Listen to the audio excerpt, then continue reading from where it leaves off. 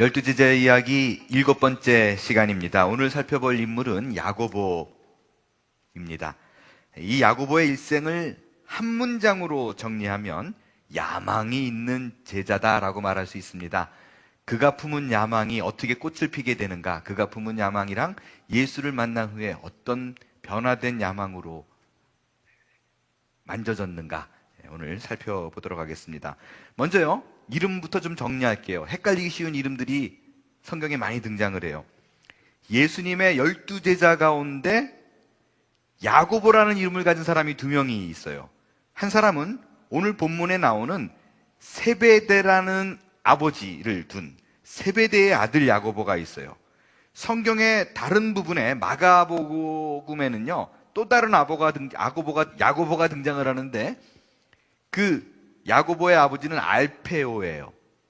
그래서 오늘은 세베대의 아들 야고보에 대해서 공부를 하고, 다음에는 알페오의 아들 야고보로 불리는 이 야고보를 공부를 할 겁니다.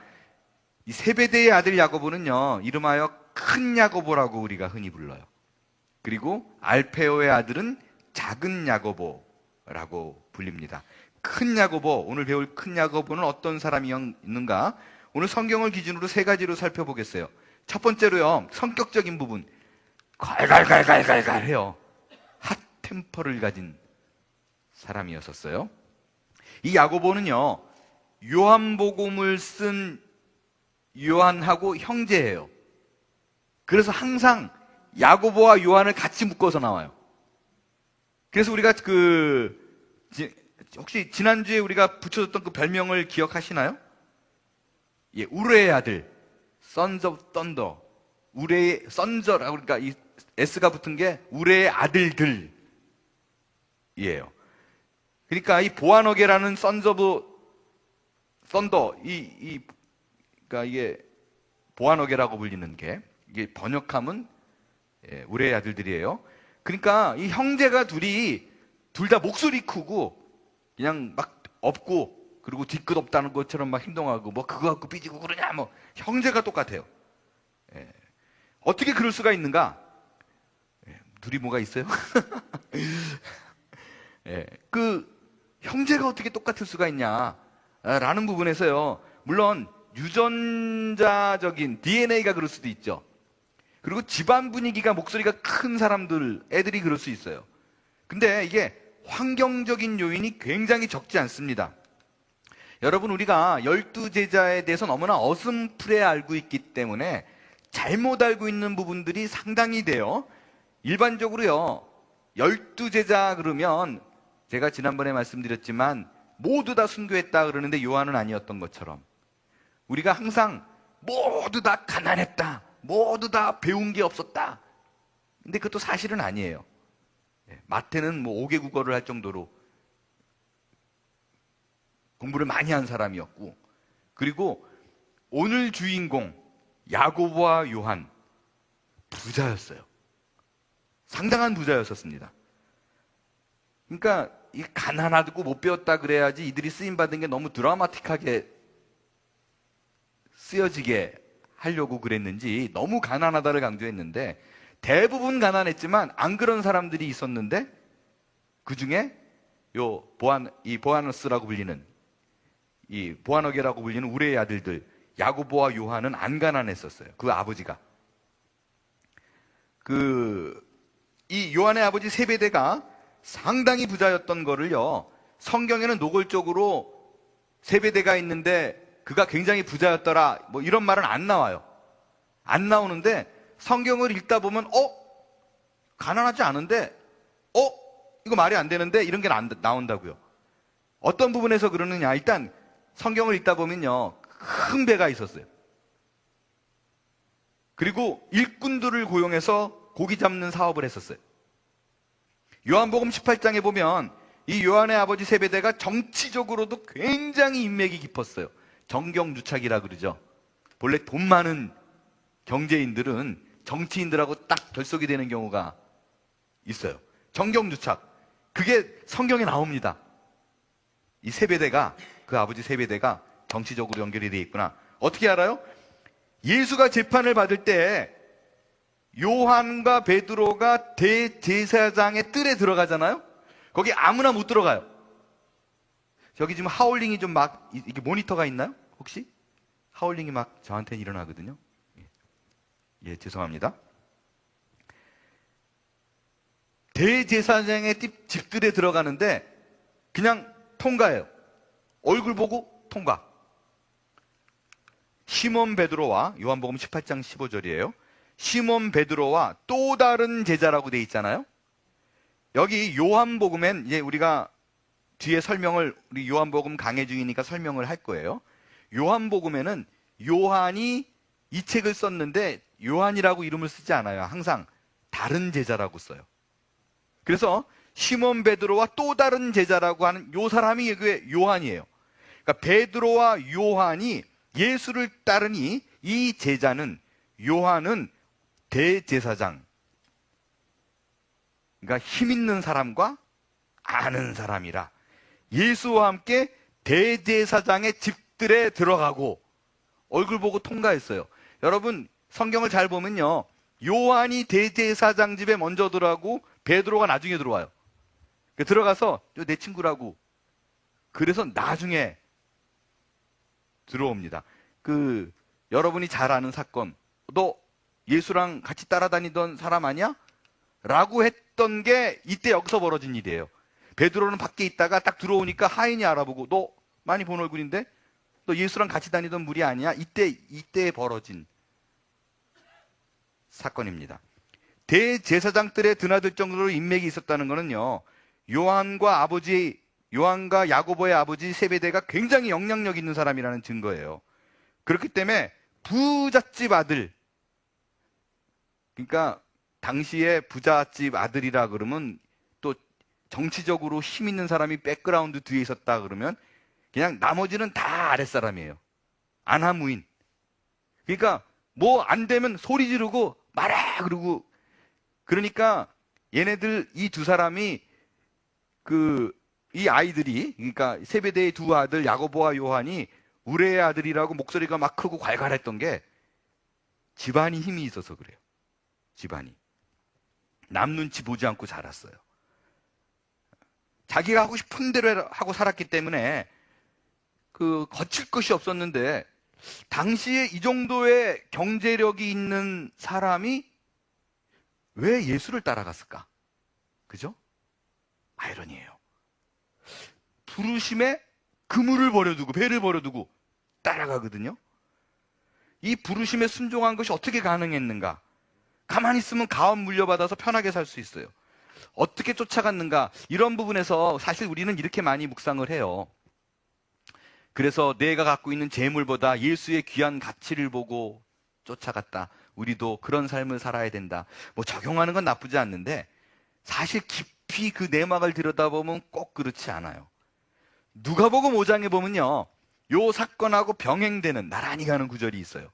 거기서 보면요, 야고보와 요한이 예수님을 따라오기 이전에 베드로가 먼저 가는데, 그때 베드로를 보고 요한과 야고보가 간접적으로 기적을 경험하게 해요.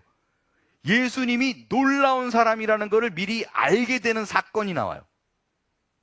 그거 뭐냐면 유명한 사건이에요. 여러분, 베드로가 밤새 고기를 못 잡았는데 예수님이 와가지고 그물을 던져라 그랬더니 그물이 찢어지도록 고기가 잡힌 사건이 있죠.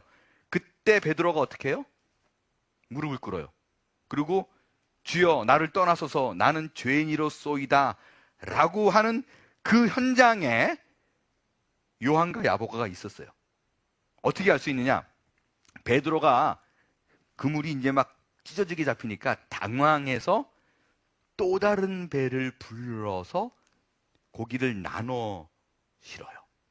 또 다른 배를 불렀을 때 고기를 싣고 온 배가 요한과 야고보의 배였었어요. 베드로와 야고보가 동업자였었어요. 이에 다른 배에 있는 동무들, 여기 다른 배가 야고보와 요한이에요. 손짓하여 와서 도와달라 하니 세베대의 아들로서 시몬의 동업자인, 같은 어부였는데 동업자였었어요. 야고보와 요한도. 그러니까 이들이 예수님이 부를 때 자기의 그물과 배와 모든 걸 버려두고 쫓아간 이유가 갑자기 영감을 받아서 간 게 아니에요. 큰 기적을 일으키는 사람이라는 것을 봤어요. 야, 이 사람, 이렇게 좀 속된 표현으로 물건이다. 이 사람 따라다니면 뭐 생기겠다. 이게 있었어요. 왜냐하면 베드로에게 예수님이 뭐라 그러냐면 네가 사람을 낚는 어부가 되리라 라는 말을 했어요. 이 과정을 통해서 야고보는 자기 인생에 흔들 수 있는 깃발을 발견한 거예요. 부를 수 있는 노래, 신조. 청년들한테는 그게 굉장히 중요하거든요. 내 이념, 내 사상을 다 바칠 만한 무언가. 내가 너를 사람을 낚는 어부가 되리라. 나도 따라가면 뭔가 이루겠다. 그 수년 전 타임지에 소개됐던 이야기예요. 미국의 어느 똑똑한 청년 대학생이 여름방학 맞이해서 남미 여행을 그냥 단순하게 갔어요. 멕시코, 쿠바를 구경하는 중에 쿠바에 갔다가 공산주의를 접하게 됐어요. 그 공산주의의 사람들이 얼마나 열정적으로 그 이념에 매여 있는 것을 알게 됐어요. 그래서 생명을 바치고 인생을 바치는 것이 이게 가치 있다는 것을 발견하고 감동을 받아서 공산주의자가 됐는데, 공산주의자가 되기로 딱 내가 저 노래를 부르리라고 결심한 이후에 자기 여자친구에게 편지를 썼어요. 뭐라고 편지를 썼는가? 이제 나는 내가 목숨을 바칠 수 있는 대상을 발견했습니다. 공산주의라는 이데올로기가 이제부터 나의 애인, 나의 목숨, 나의 전부, 나의 생명이 되었습니다. 그리고 바이. 야고보와 요한이요, 하나님의 나라 꿈이 아니라 이걸 발견한 거예요. 야, 지금 이 로마를 무찌르고 큰 거 한 건 터뜨릴 사람이 왔다. 이 옆에 붙어 있으면 뭔가 된다. 이거라고요. 그러니까 처음에 내가 영혼 구원 받는 일에 쓰임 받는 이게 아니었다고요. 그게 확실히 아닌 게 이어서 살펴보는 그의 인물됨 두 번째에 드러나요. 그는 어떤 사람이었는가? 야망 있는 제자였어요. 야고보는 부자인 아버지로부터 물려받을 유산을 팽개친 채 예수를 따랐어요.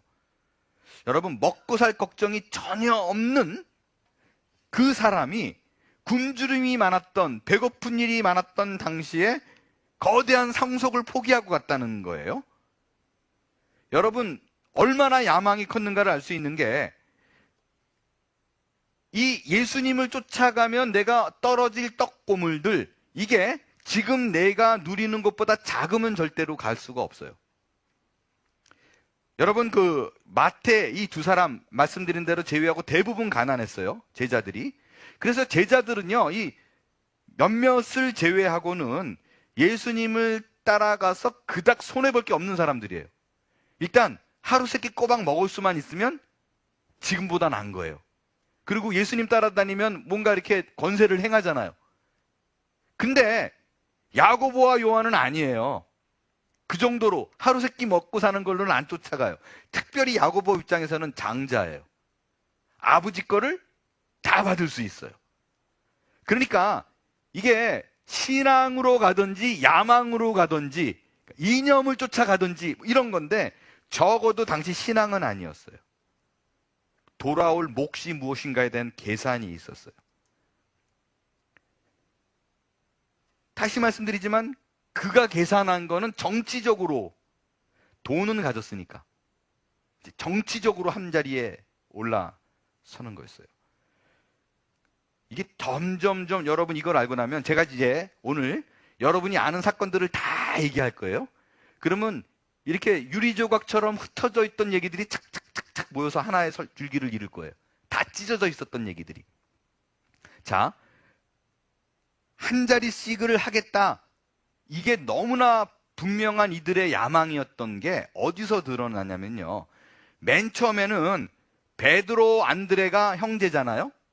그리고 요한과 야고보가 형제예요. 그러니까 처음에 베드로, 안드레 믿고 그 다음에 요한과 야고보가 믿었어요. 12제자 중에서 4명이 처음에 믿었어요. 따랐어요. 그때 요한과 야고보는 4명이니까 분명히 뭐 하나는 떨어질 거라고 생각했잖아요. 근데 이게 점점 하나씩 늘어나네? 그러더니 12명이 됐어요. 그러니까 불안해지기 시작했습니다. 불안해지기 시작했어요. 자기는 막대한 걸 포기하고 왔는데, 아니 그냥 먹고 살 정도라면, 그냥 낮은 위치에 있는 뭐 하나 얻으려면 굳이 내가 무타로 예수를 쫓아가겠는가. 그래서 벌인 일이 뭐예요?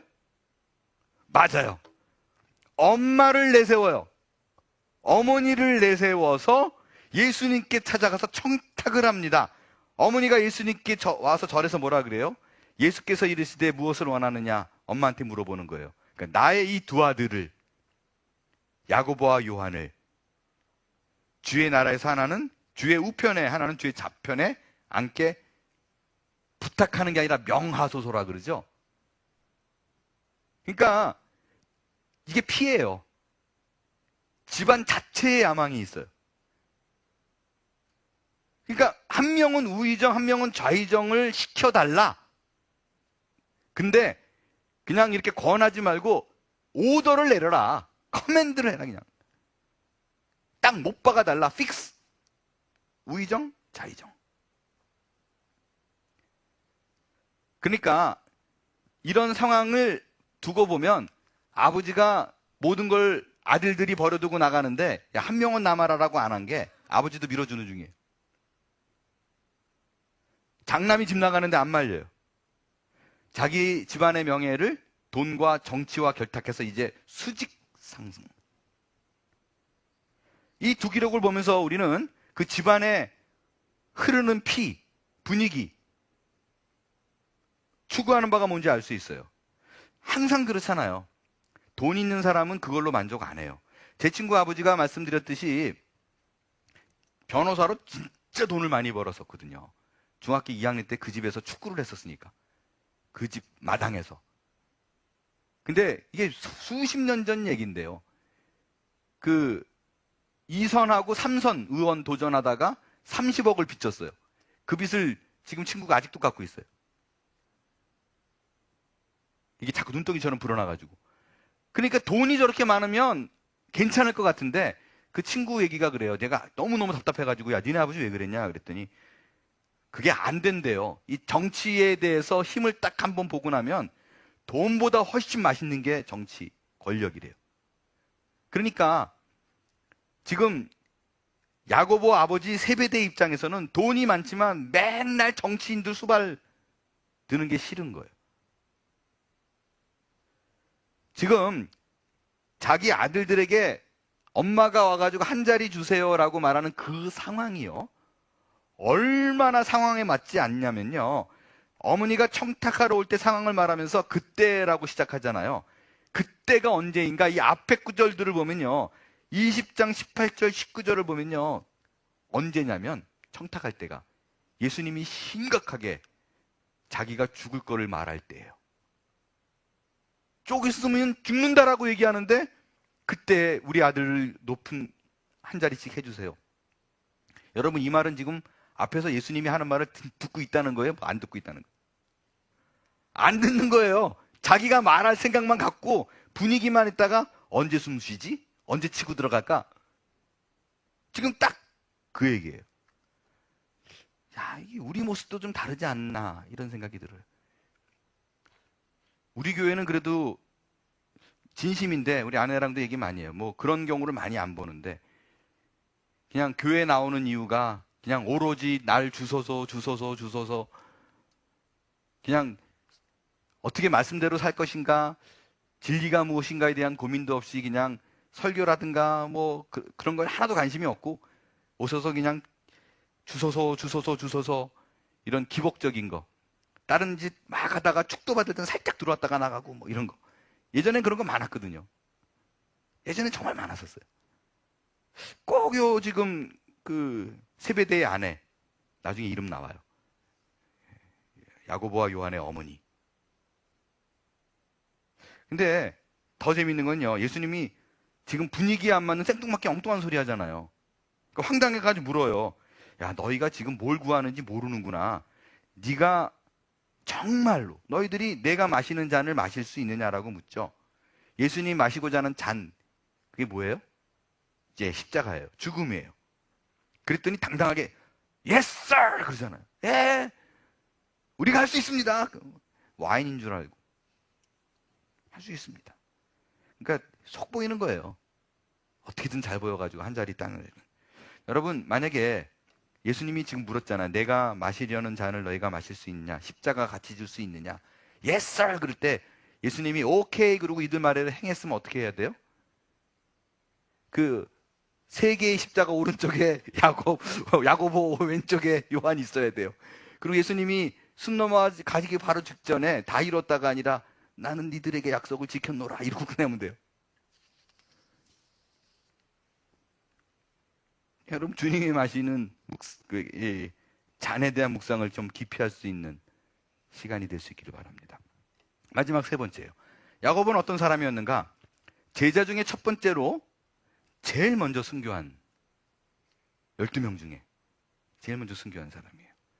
여러분, 사실 우리가 예수님의 12제자가 다 순교했다라고 말을 하지만, 그리고 실제 다 순교했을 거라고 저는 믿어요. 왜? 많은 기록들이, 너무너무 많은 기록들이 적혀 있으니까요. 그런데 성경에 기록된 순교자는 유일하게 야고보 한 명이에요. 성경에는. 나머지는 다 전승을 통해서, 내려오는 얘기를 통해서, 다른 기록을 통해서, 외경이라든가 이런 걸 통해서 알 수 있어요. 사도행전 12장에 보면 야고보가 순교한 기록이 나옵니다. 야, 여러분, 그 욕심 많고 성질 급하고 야망에 휩싸였던 야고보가 순교했다는 것은 변에 따른 확실한 증거예요. 자기 자리 뺏길까봐 어머니까지 동원했던, 청탁했던 사람이 예수를 위해서 죽었다. 변하지 않으면 불가능합니다. 근데 예수님을 3년 이 두 사람이 따라가는 과정 속에서요, 야고보와 요한만 변한 게 아니에요. 그의 어머니도 변합니다. 이 야고보 엄마가 누구냐? 여러분이 잘 아는 사람입니다. 성경에 예수님이 십자가상에서 돌아가실 때 멀리 서서 지켜보며 울던 여성 무리가 있었어요. 그중 한 사람이 야고보의 어머니입니다. 마태복음 27장 보겠어요. 예수를 섬기며 갈릴리에서부터 따라온 많은 여자가 거기 있어 멀리서 바라보고 있으니 그 중에는 막달라 마리아와 또 야고보와, 요 또 야고보가 작은 야고보예요. 요셉의 어머님 마리아와 세베대의 아들들 요한과 야고보의 어머니도 있더라. 마가복음에는 지금 등장인물들이 다 똑같은데 마지막에 세베대의 아들들의 어머니를, 그 부분을 살로메라고 써놨어요. 마가복음에 보면 예수님이 돌아가신 후에 그 시신에 향품을 바르는 여인들이 나옵니다. 그 중에 한 사람이 살로메예요. 야고보의 엄마입니다. 어머니도 후에 믿음이 생겼어요. 무심결에 한 걸음 한 걸음 아들이 따라다니는 길을 뒤쫓아가다 보니까 믿음이 생겼어요. 자기 아들들이 한나라 왕 밑에 좌의정, 영의정, 우의정 이것보다 더 큰 일을 한다는 알게 됐어요. 그걸 느낀 거예요. 여러분, 이토 히로부미를 암살한 한국의 안중근 의사가 감옥에 있을 때 그 어머니에게 면회 가자고 그랬더니 엄마가 차마 자기 아들이 죽을 거라니까 면회를 못 가요. 대신 편지를 씁니다. 그래서 아들에게 전해달라고. 안중근 의사가 엄마가 보냈다는 그 편지를 받아두고 눈물로 열어봐요. 그 편지 내용은 이랬었어요. 다른 마음 먹지 말고 죽으라. 옳은 일을 하고 받는 형이니 비겁하게 삶을 구하지 말고 대의에 죽는 것이 어미에 대한 효도다. 차마 얼굴 보고는 그런 말을 못했던 것 같아요. 편지에 써줬어요.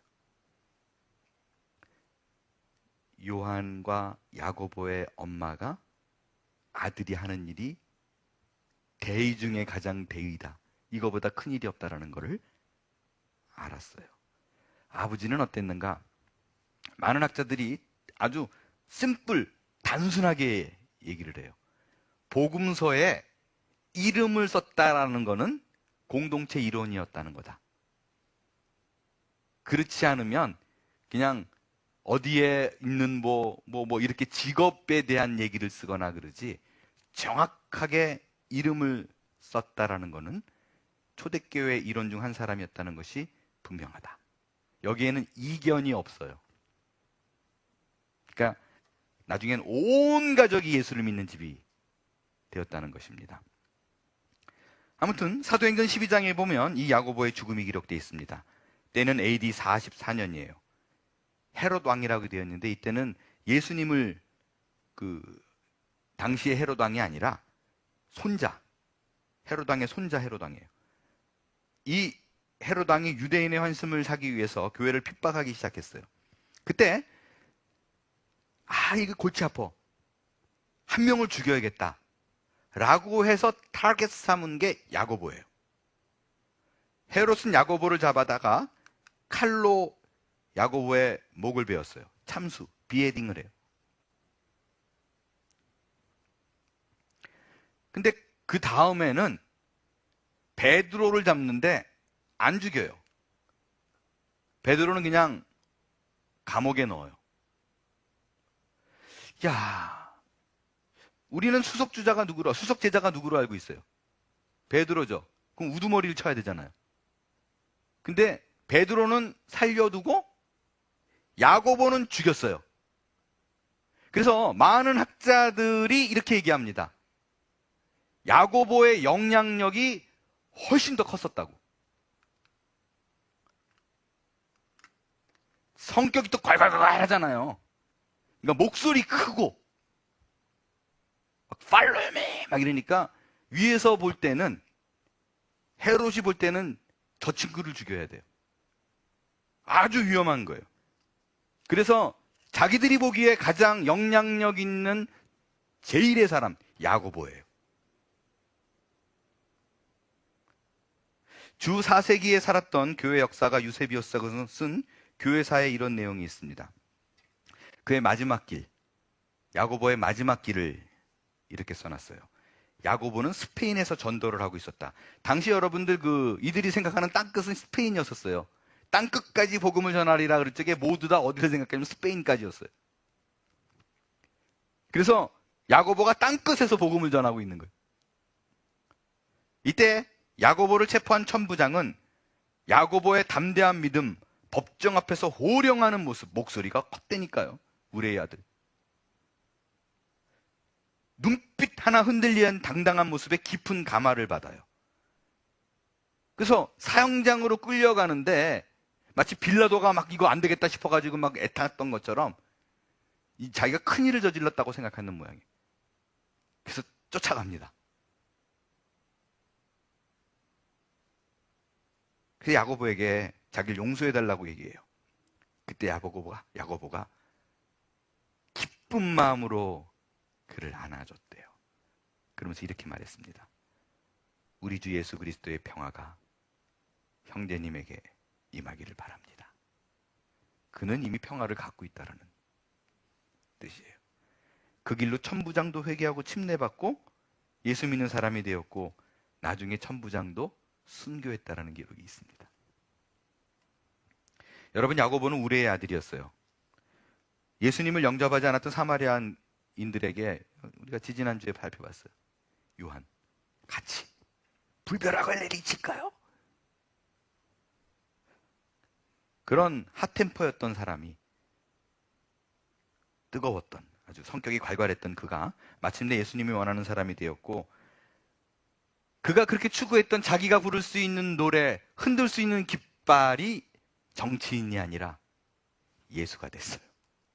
그러니까 야망이 이루어졌는데 본래 계획했던 야망이 아니라 하나님이 빚어간 사람으로서의 예수라는 야망으로 바뀌게 되었습니다.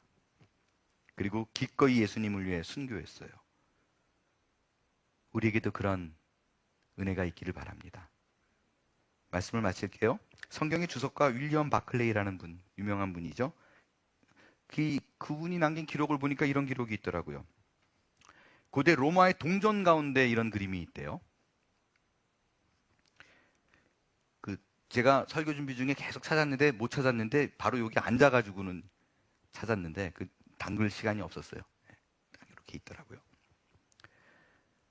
동전 가운데 거기에 있는 그림이 황소 한 마리가 쟁기랑 같이 있는,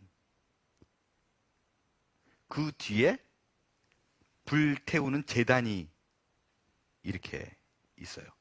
그리고 그 밑에 이런 글씨가 써 있어요. Ready for either. 어느 쪽이든 준비됨. 그러니까 황소처럼 밭을 가다 죽든지 황소처럼 제단에서 불살라 죽든지. 이게 그 윌리엄 바클레이가 요 두 형제의 삶을 비유해서 이 예를 썼더라고요. 야고보는 일찌감치 순교의 제물로 예수님께 바쳐졌어요. 반면에 동생 요한은 오랫동안 예수 그리스도를 위해서 밭을 계속 갈았어요. 나의 90이 되어서 하나님의 부르심을 받는 그날까지 70년 동안 밭을 갈았어요. 우리 역시 하나님이 우리를 어느 쪽으로 인도하듯인지 그 길에 ready for either. 어느 쪽이든지 하나님 나는 준비되었습니다. 라는 고백이 나오는 순간까지 하나님 손에 여러분의 인생이 이끌림 받는 강한 복이 임할 수 있게 되기를 바랍니다. 기도하겠습니다.